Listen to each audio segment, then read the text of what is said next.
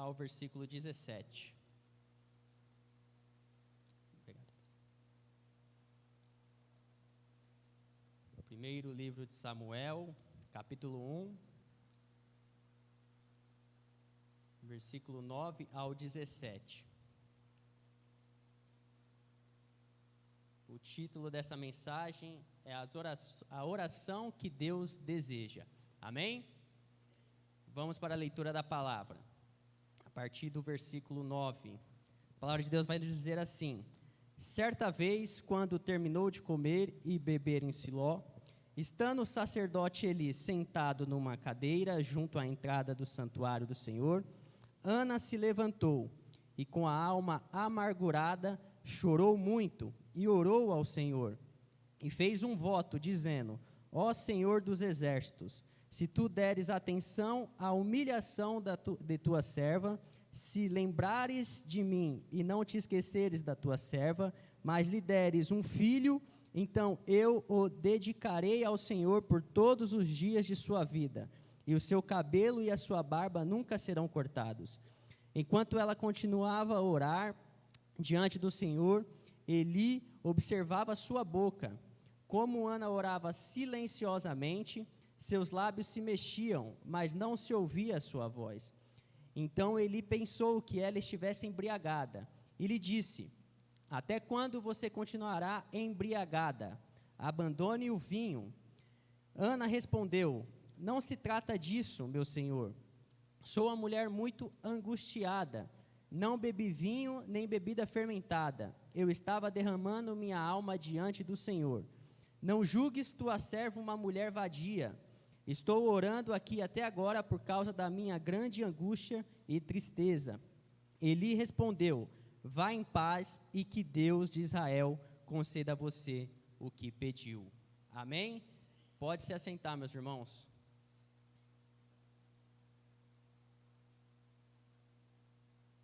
Amém. O livro de Samuel, irmãos, conta a história do último juiz da Bíblia. Ou seja, é a transição do livro de Juízes para a monarquia que ia se estabelecer em Israel. Ou seja, a partir do momento que Samuel, o livro de Samuel é escrito, ele vai contar como essa transição aconteceu. Antes de mais nada, nós devemos lembrar que quando o povo de Israel chega à terra prometida com Josué, eles se estabelecem naquele lugar, mas só que, diferentemente de Moisés, Josué não prepara nenhum líder. Ou seja, aquela nação que já tinha o coração voltado, não para as coisas de Deus, mas para a inimizade com Deus, eles fora de um líder, sem um líder, aí que as coisas estavam desandando mais ainda. A palavra de Deus vai nos informar que aquela nação começou a ir de mal a pior. Até o reino de sacerdotes que estavam ali, se a gente for pesquisar mais a fundo na Bíblia, nós vamos ver que Eli e os seus filhos não estavam cumprindo com aquilo que eles eram chamados. Se nós formos olhar mais a fundo ainda, nós vamos ver que o povo de Israel estava se voltando contra Deus. E constantemente Deus os punia. E quando o povo de Deus se voltava para Deus, Deus mandava um juiz para tirar as nações que queriam enfrentá-los. E aí a transição começa com Samuel, que ele dá um rei para o povo de Israel, a qual o rei que eles pediam, pois eles viam as outras nações, viam que as outras nações tinham reis, e eles pedem um rei para Samuel. Mas essa mensagem provavelmente ficará para outra pessoa pregar, porque eu não vim pregar isso, eu estou falando o contexto que estava acontecendo naquela época, e nós iremos se aprofundar mais na oração de Ana. Ou seja, Ana, ela era da família junto com Eucana, e os dois eram os pais de Samuel. Ou seja, Eucana, além de Ana, pois a Bíblia vai falar que Ana era uma mulher estéril, ele tem uma outra mulher, chamada Perina. E constantemente essa mulher, por Ana não conseguir ter filhos, ela começa a questionar e a colocar a fé de Ana em questionamento. Ela começa a se voltar para Ana com o estado de, como pode dizer, de raiva mesmo. Ela queria externar aquilo que ela tinha para que Ana viesse não mais ser a amada do seu marido, pois a Bíblia também vai dizer que Eucana amava mais Ana do que Perina, e isso acabava constantemente trazendo ciúmes naquela família. E se nós formos pegar mais ainda, Abraão e Jacó também tinham mais de uma mulher. E se nós olharmos mais ainda, nós vamos ver que constantemente essas coisas iriam trazendo problemas familiares. Hoje é proibido, graças a Deus, ter duas mulheres, né? Naquela região, no Antigo Testamento, isso era mais provável, isso aí se dava para que a geração não parasse, que a geração continuasse. Ou seja, se uma mulher não pudesse dar filhos ao seu marido, ele tomava uma outra esposa para que aquela geração continuasse. Isso era permitido naquele tempo. Hoje não mais. Mas constantemente, nós olhando pela Bíblia Sagrada, nós vamos ver que isso trazia problemas da família. E a palavra de Deus vai ainda dizer que Perina era rival de Ana. Mas, mesmo assim, Ana, sendo uma mulher de Deus, uma mulher de oração, e constantemente, todos os anos, aquela família subia até a casa de Deus para fazer a oração, seus sacrifícios, e ali diz que Ana era uma mulher que orava a Deus. A palavra de Deus não vai dizer que ela orou, ela era uma mulher de oração, pois se nós formos ver, ela não retrucava esses questionamentos que surgiam para ela. E todos os anos a palavra de Deus vai dizer que aquela família subia para adorar Deus, para adorar a Deus no seu santuário. E o que acontece ali, naquele momento? Ana, amargurada de tanto sofrer nas mãos de Perina, ela se sente muito amargurada, entristecida, e ela se derrama na presença de Deus. E a palavra de Deus vai começar a dizer assim, que a oração dela, aquela região onde que eles estavam, que era Siló, além de ser uma região de adoração a Deus, era uma região que acontecia festividades, e provavelmente naquele momento estava acontecendo uma festividade, pois a palavra de Deus vai dizer que eles bebiam e comiam, enquanto Ana se levantou para orar e chorar na presença de Deus. Então, irmãos, nós, com essa mensagem, o que eu quero trazer para os irmãos, que nós venhamos olhar essa oração de Ana e pegar alguns pontos que ela coloca nessa oração para trazer para a nossa realidade. O primeiro ponto que eu quero trazer aos irmãos aqui é que Ana, por mais que ela sofria nas mãos de Perina, ela não tinha rancor nenhum.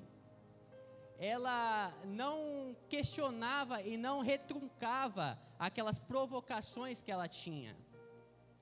E a primeira coisa que nós devemos entender, irmãos, é que ao orar para com Deus, nós não podemos ter rancor em nosso coração de forma alguma. Se nós aprendemos com Jesus, se nós aprendemos constantemente com Jesus, nós vamos ver que um dos ensinamentos de Jesus é que se alguém bater na nossa face, que nós venhamos oferecer a outra. O rancor não pode estar no nosso coração. Nós não podemos ter um espírito vingativo. E hoje, quantos crentes são vingativos, né, irmão? Se nós formos ver assim, coisas que acontecem no meio cristão que chega até atordoa a nossa mente. Se nós pegarmos, né, no meio cristão, muitas vinganças que acontecem. Mas Ana não era assim. Ana era uma mulher de oração. era uma mulher temente a Deus, e ela não retrucava a Penina, ela deixava a Penina fazer o que ela quisesse. O que ela transformava essa tristeza dela, ela se derramava na presença de Deus.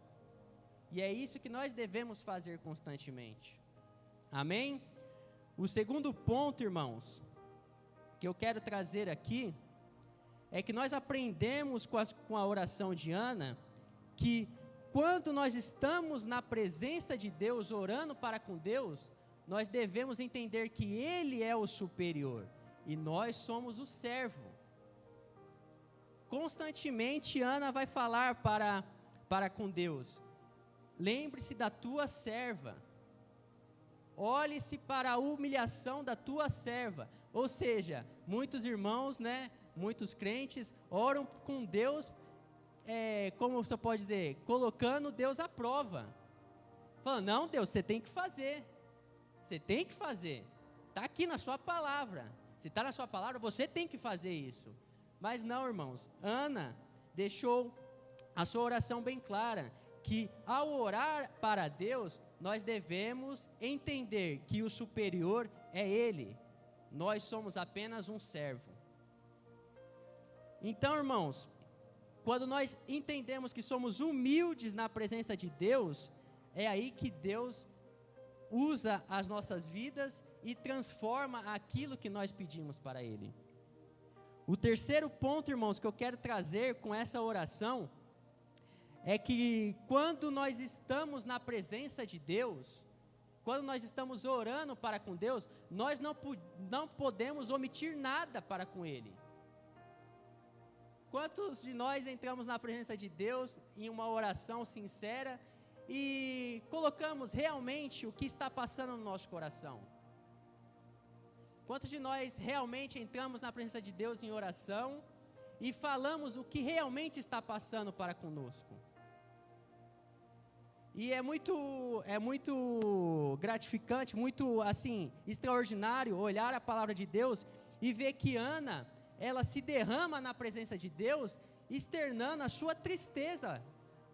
Ela estava entristecida naquele lugar, ela estava amargurada, o seu coração estava amargurado, e ela não escondia isso de Deus. Mas parece que muitos de nós, ao entrar na presença de Deus, aonde você tem que se derramar, nós ficamos com vergonha de expor aquilo que somos, aquilo que está passando em nosso coração, aquilo que está acontecendo na nossa vida. Ou seja, irmãos, quando entrar na presença de Deus para orar, fale das suas dificuldades para com Deus.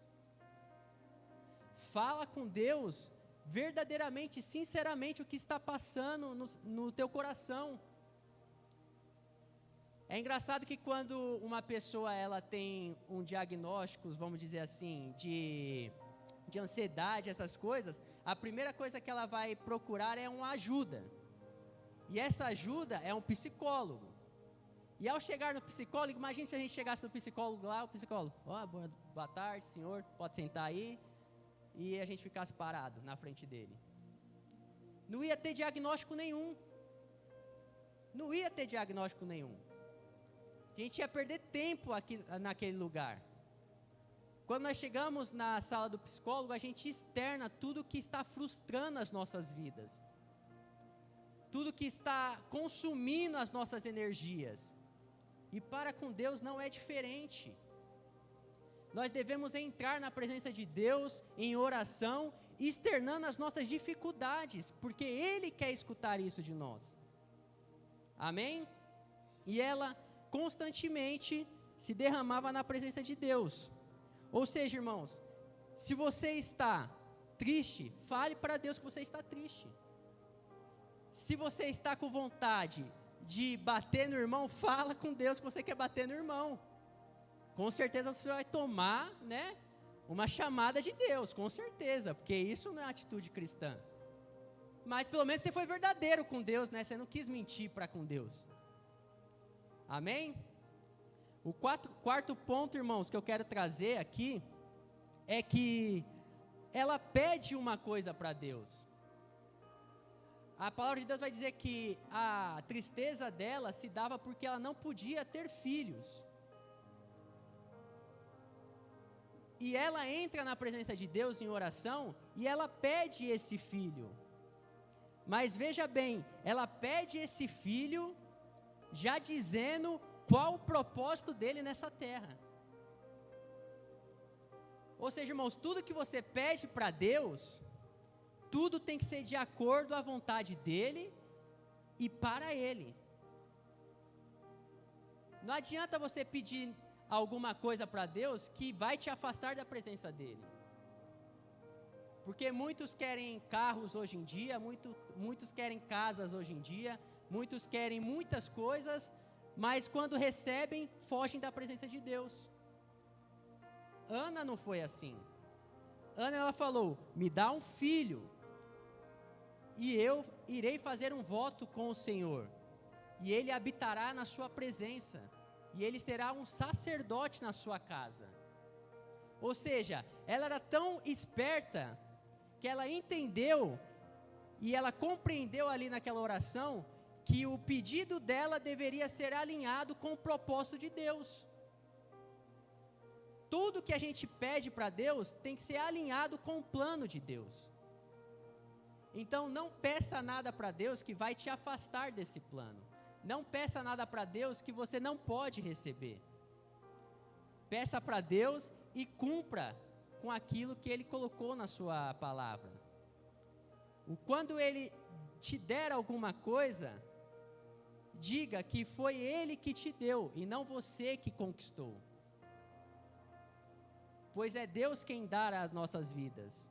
É Ele que acrescenta em nossas vidas. A palavra de Deus vai dizer que por dele, por Ele e para Ele são todas as coisas. Então tudo que passa em nossas vidas é Ele quem dá. Então que nós venhamos entender que tudo que vem de bênçãos para as nossas vidas, que nós dediquemos isso para o plano de Deus, para os propósitos de Deus. Se você ganhar alguma coisa amanhã de Deus, seja para o propósito de Deus. Não seja para bem usufruir a sua carne, mas que seja para fazer o propósito de Deus nessa terra. Se Deus te colocar num patamar muito alto, e você ser muito rico, use isso para o propósito de Deus. Use isso para que o plano de Deus se complete na sua vida. E não que você se afaste de Deus com essa bênção. Amém? E em 1 João 5,14, vai estar escrito assim, irmãos. 1 João 5,14. Quando nós se aproximamos de Deus, olha o que acontece. Esta é a confiança que temos ao nos aproximarmos de Deus. Se pedirmos alguma coisa de acordo com a vontade de Deus, Ele nos ouvirá. Ou seja, todas as nossas petições têm que ser de acordo à vontade de Deus. Então, nada que não for da vontade de Deus vai ser derramado na sua vida. Talvez você está pedindo para Deus e Ele não derramou ainda na sua vida. Porque às vezes nem é o plano dEle para a sua vida. Por isso que quando nós entramos na presença de Deus em oração, não é para dar, como posso dizer, não é para dar sugestões para Deus. Nós não sugerimos nada para Deus. Nós simplesmente entramos na presença de Deus para saber o plano dEle para as nossas vidas. Para alinhar o plano dEle para as nossas vidas. Para nós entrarmos no plano dEle novamente. É para isso que nós entramos na presença de Deus. Amém? O quinto ponto, irmãos, que eu quero trazer aqui, é que quando eu estou caminhando na vontade de Deus, muitas pessoas podem se levantar para tentar te derrubar. Percebe-se que Ana, ela está amargurada, chorando naquele templo, na presença de Deus, e o sacerdote da casa de Deus diz que ela está bêbada. Então, irmãos, quando você estiver caminhando no plano de Deus, no processo de Deus, pode ter certeza que muitas pessoas irão ser levantadas para tentar te tirar desse plano. Mas aquele que te colocou nesse processo e nesse plano é fiel para cumprir nas nossas vidas. Então, irmãos, quando essas pessoas se levantarem para tentar te afastar da presença de Deus, simplesmente ignore. Mas também não faça que nem Perina, né? Fica tacando lá e cá, né, com a pessoa. Simplesmente confie em Deus e permaneça no plano dele e no processo dele. Amém, irmãos? E o sexto, irmãos, e um dos mais importantes aqui, é que aquilo que Deus colocou no seu coração irá acontecer. E isso é para pessoas que têm fé. Aquilo que Deus falou para você vai acontecer. Não faça que nem muitos aí, que começam a dar profecias para muitas pessoas, e quando não acontece, diz que foi a pessoa que não teve fé. Se Deus colocou no seu coração, vai acontecer. Se Deus colocou isso no seu coração, é porque já está na vontade dEle. Então, simplesmente tenha fé. Tenha fé, porque a fé, irmãos, é a certeza daquilo que esperamos e a prova das coisas que não se veem. Não há fé, irmãos, para as coisas que você está vendo. A fé é para coisas que você não está enxergando. A fé, irmãos, é aquela que você está vendo tudo indo de mal a pior, como a nossa nação hoje em dia, ou o mundo hoje em dia. Mas a fé que nós temos é que um dia, aquele que subiu aos céus voltará para buscar a sua noiva. E logo, logo, nós estaremos na presença dele eternamente. Essa é a fé que nós temos. Pode estar um caos o mundo. O mundo está indo de mal a pior. Mas o crente, ele tem fé que grandes coisas estão por vir. Talvez não nessa terra. Talvez nessa terra o tempo está próximo. Porque é tão interessante quando Deus está fazendo o propósito dele no meio da igreja. Porque você pode perceber, não é só um pastor ou um líder espiritual que fala que o reino está próximo de Deus, que os dias finais estão próximos. É um conjunto. Deus, ele está colocando isso no coração da igreja.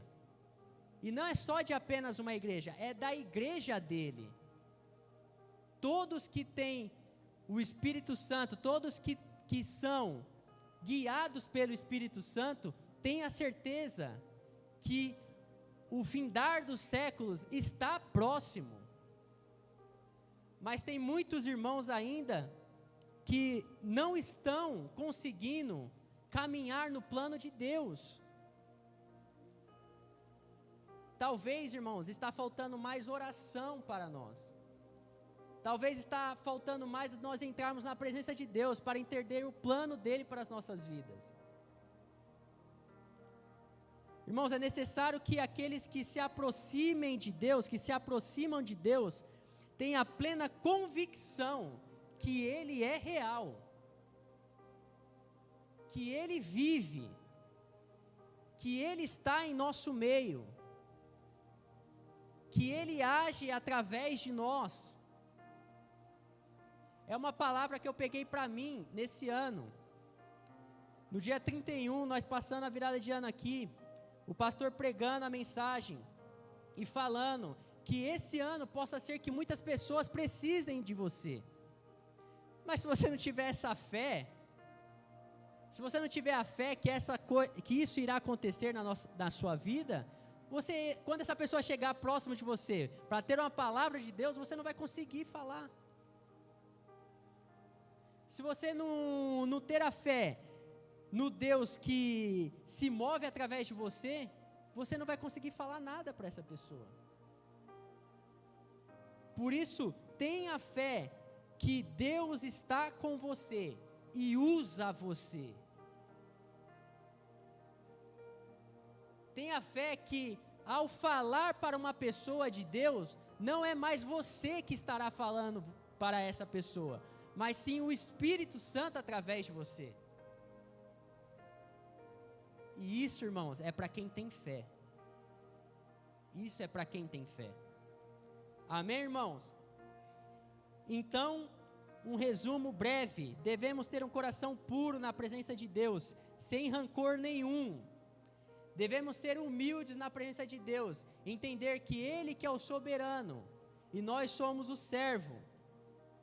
Nós devemos se humilhar na presença de Deus, e não ocultar nada diante de Deus.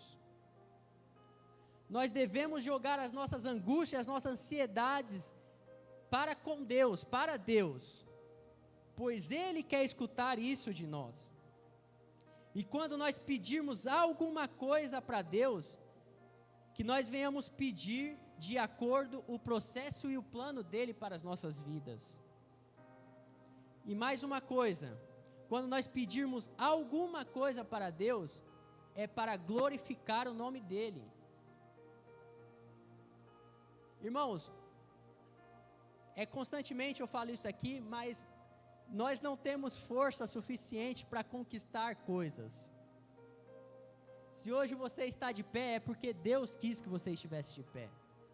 Se hoje você tem um trabalho, é porque Deus quis que você estivesse nesse trabalho. Talvez as circunstâncias na sua casa, no seu trabalho, pareça que você não deveria estar ali, mas foi Deus que te colocou ali. É Deus que está te dando forças para você continuar nesse ambiente, pois Ele quer te usar ainda nesse lugar. Amém, irmãos? Então, irmãos, quando nós entendemos o processo de oração de Ana, nós vemos que Deus, Ele simplesmente não só deu o que Ana pediu, porque a palavra de Deus vai dizer que, além de Samuel, ela teve mais 5 filhos.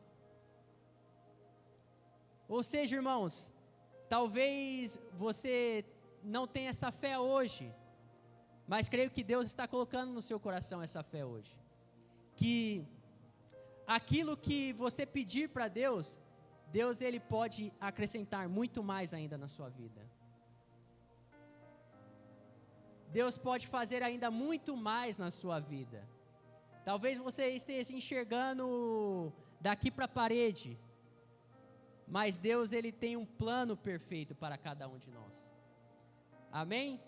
E a oração que era de angústia e tristeza, irmãos, no capítulo 2 de 1 Samuel, Ana começa a sua oração dizendo que o coração dela exulta no Senhor. E o que seria isso? Grande alegria. Ela se alegra no Senhor. Ou seja, aquela oração de angústia, de tristeza, se torna alegria. E ainda mais, ela diz que a força dela é exaltada no Senhor, porque ela não podia ter filhos, mas o Senhor deu essa oportunidade para ela. O Senhor deu essa força para ela. O Senhor fez na vida dela. Ou seja, irmãos, nós podemos ser até pequenos, nós somos pequenos, mas o Deus a qual servimos é grandão. O Deus a qual servimos é extraordinário. Muitos começam, né? Eu vejo muitos podcasts, né? E é engraçado como as pessoas querem explicar muitas coisas que não têm explicação. Eu estava vendo um debate sobre criacionismo e a evolução, o evolucionismo, né, como eles acreditam. E eles começam a tirar coisas que eu fico, meu Deus do céu, como eles estão acreditando nisso? Como para eles é mais fácil acreditar que o homem se evoluiu de uma espécie do que acreditar que pela boca de Deus tudo foi criado. Ou seja, irmãos, não há mais nada o que a gente possa dizer, a não ser que Deus é poderoso. Nós olhamos para todas as coisas criadas e foram criadas pela palavra de Deus. Olha o Deus a qual servimos. Então, irmãos, a nossa força, ela está no Senhor. E a grande felicidade de nossas vidas, que temos Cristo em nossos corações, é glorificar o nosso Deus. Quando Deus colocar alguma coisa na sua vida, glorifique a Ele. Quando você acordar de manhã, glorifique a esse Deus que te proporcionou mais um dia de vida. Quando você entrar no seu quarto e fechar a sua porta para você ter a sua intimidade com Deus, glorifique a esse Deus, pois Ele tem te fortalecido nessa caminhada. Se fosse pela nossa força, talvez nós nem entraríamos aqui hoje. Se fosse por a nossa querência, nós nem estaríamos aqui hoje, posso dizer assim.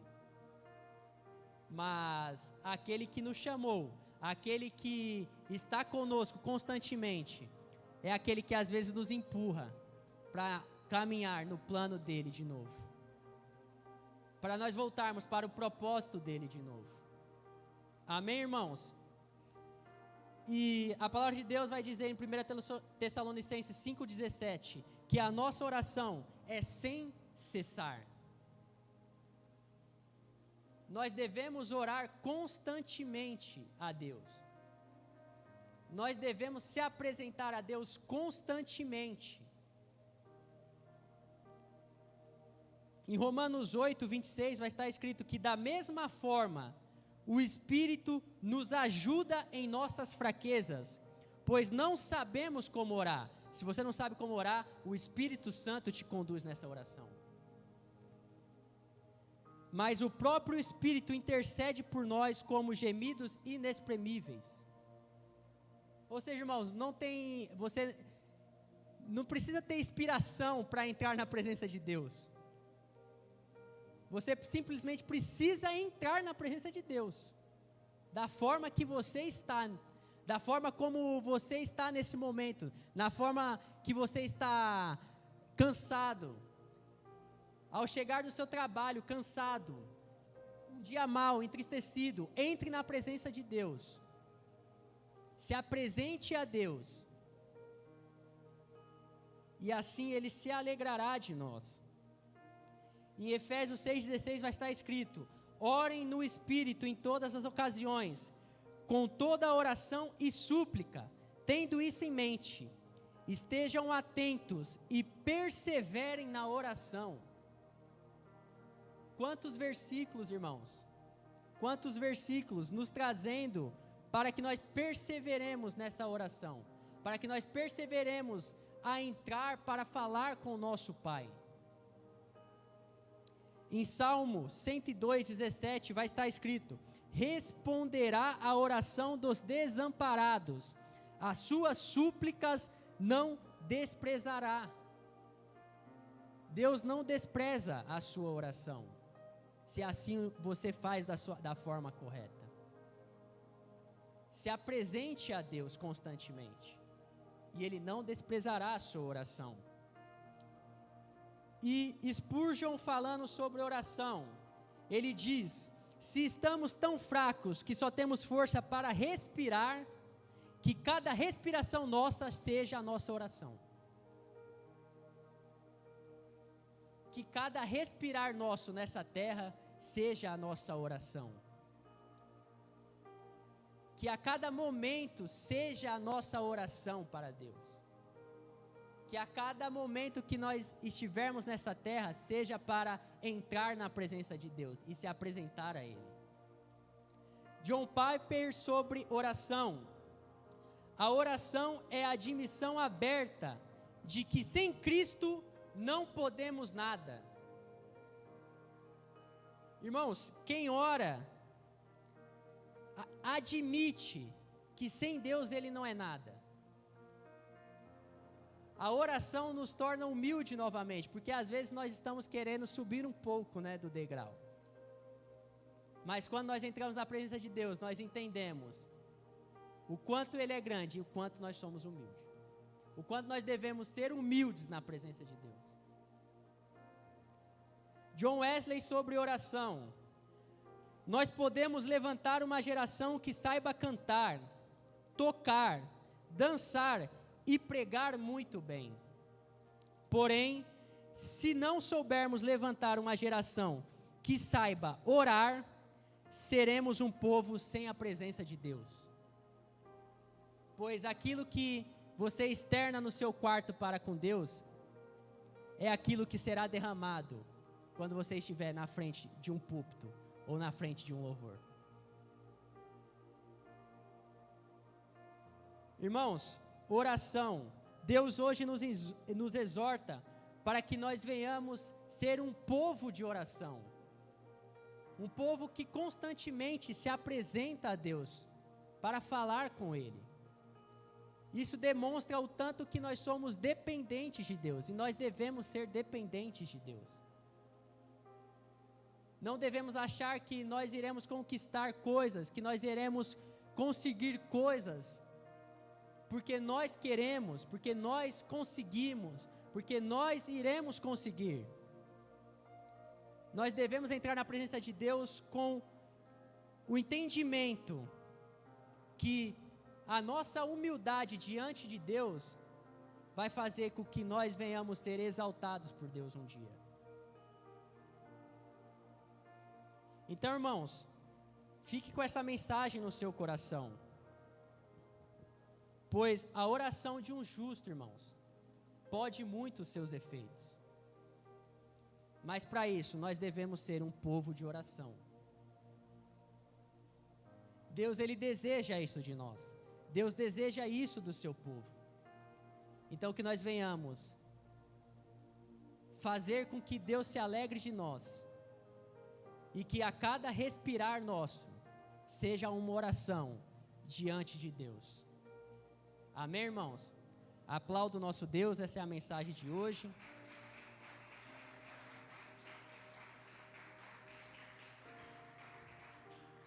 Que nós venhamos entender que nós devemos estar orando constantemente. Que nós devemos se apresentar constantemente na presença de Deus. Que nós devemos se humilhar na presença de Deus. Para que assim então, Ele venha se alegrar do teu povo. E derramar novamente do teu poder sobre nós. Amém, irmãos? Amém? Acho que o pastor foi chamar alguém. Foi chamar a minha esposa, que está com meu filho, porque agora é assim, É um corre para lá, um corre para cá. Quando é novinho, até que dá para contornar algumas coisas. Mas quando cresce, nós temos que correr atrás, temos que estar constantemente vigilantes para que não venha acontecer nada demais. Mas Deus é o nosso guarda, amém? Deus é aquele que nos protege e é aquele que nos guarda. Amém, glória a Deus. Vamos colocar de pé. Está fazendo a oração final, agradecendo ao Senhor por essa palavra, para que fique guardada em nossos corações, que nós possamos praticar sempre, diariamente, como a palavra de Deus diz, que a gente ore sem cessar, amém? Soberano Deus, Pai, ó Senhor, te agradecemos, te louvamos, Senhor, por mais essa palavra, Senhor, que veio de encontro em nossos corações. Certamente nós precisamos, Senhor, orar mais, Senhor, falar mais contigo, porque isso é sinal, Senhor, de intimidade, isso é sinal, Senhor, de comunhão, Pai, de um relacionamento verdadeiro, como noiva, Senhor, noiva do Senhor, Pai. Que nós possamos estar sempre vigilantes, Senhor, porque oração também é nossa arma poderosa, para que as trevas, Senhor, e nem o diabo venha, Senhor, encontrar brechas, Senhor, em nossas vidas espirituais, que ele não haja, Senhor, oportunidade, Senhor, de nos atacar, mas que nós venhamos estar sempre, Senhor, preparados, Senhor, para guerrear, Pai.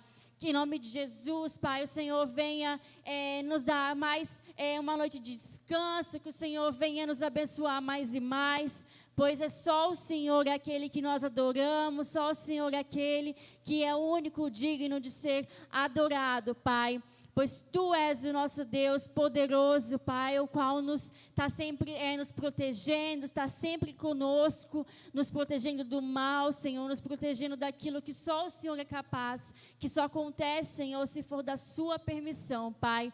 Que em nome de Jesus, leve, Senhor, os meus irmãos em paz, em segurança, que eles possam sair daqui transformados, Senhor, e querendo mais, Senhor, conhecer o profundo da Tua palavra, Senhor. Em nome de Jesus, assim te peço, assim te agradeço. Amém. Amém. Glória a Deus. Amém. Glória a Deus por essa palavra, por essa mensagem, né, que trabalha o nosso coração, que nos dá direção para a vida. Lembrar os irmãos e irmãs que domingo a gente vai ter o culto da Santa Ceia, às 18 horas, em nome de Jesus, se Ele permitir. Tragam 1 quilo de alimento, para a gente poder confeccionar cestas básicas. Sempre tem alguém precisando, sempre tem alguém passando por aí necessitado e a gente ajuda. Então não se esqueça disso, tá bom? Nossa escola bíblica vai voltar no primeiro domingo de fevereiro, ok? Então até lá a gente está de recesso. A nossa escola teológica também voltará na primeira quinta-feira de fevereiro, tá bom? Já para vocês ficarem se preparando aí para o nosso retorno, e quando a gente retornar, vamos retornar a todo vapor. Então preparem-se, tá bom? Por hoje, os avisos são esses. Estende as suas mãos. Que a graça de nosso Salvador, o Senhor Jesus Cristo, o amor do soberano Yahvé, o Pai, e a comunhão, juntamente com as consolações do Santo Espírito que habita em nós, esteja agora e sempre conosco. Diga amém. Vão em paz, que o Senhor os acompanhe.